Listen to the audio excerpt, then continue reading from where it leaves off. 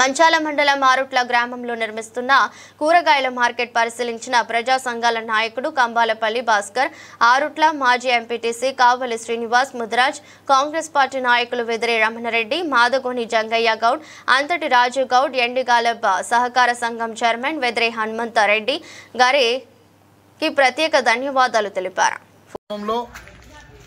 కూరగాయల మార్కెట్ ఏర్పాటు చేయడానికి మన సొసైటీ చైర్మన్ హనుమంతరెడ్డి గారికి ఈ సందర్భంగా ధన్యవాదాలు తెలియజేస్తా ఉన్నాం.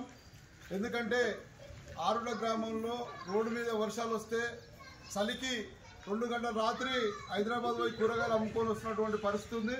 ఇక్కడనే కూరగాయల మార్కెట్ ఏర్పాటు జరుగుతుందంటే కొనుగోలుదారులు ఇక్కడే వచ్చి ఈ కూరగాయల మార్కెట్ ఈ ఆరుట్ల గ్రామం నుంచి పండించేటువంటి రైతులకు అలా టైం కూడా సేవ్ అవుతుంది. తర్వాత ఏంటంటే ఇక్కడ ఉన్నటువంటి తాజా కూరగాయలు ఆరుట్ల గ్రామానికి అందించడం కోసము బాగా ఉపయోగపడుతుంది. హనుమంతరెడ్డి గారికి సొసైటీ చైర్మన్గా ఉండి ఆరుట్ల గ్రామంలో ఉన్నటువంటి చైర్మన్ గారికి ఇలాంటి ఒక మంచి పని చేయాలనే ఆలోచన రావడం నిజంగా కూడా హర్షదగ్గం. దీనికి ప్రత్యేకంగా ఏంటంటే ఎమ్మెల్యే గారు బల్రెడ్డి రంగారెడ్డి గారు కూడా నిధులిచ్చి ఇది దాదాపుగా 50 లక్షల రూపాయలకు సంబంధించినది పని జరుగుతూ ఉంది.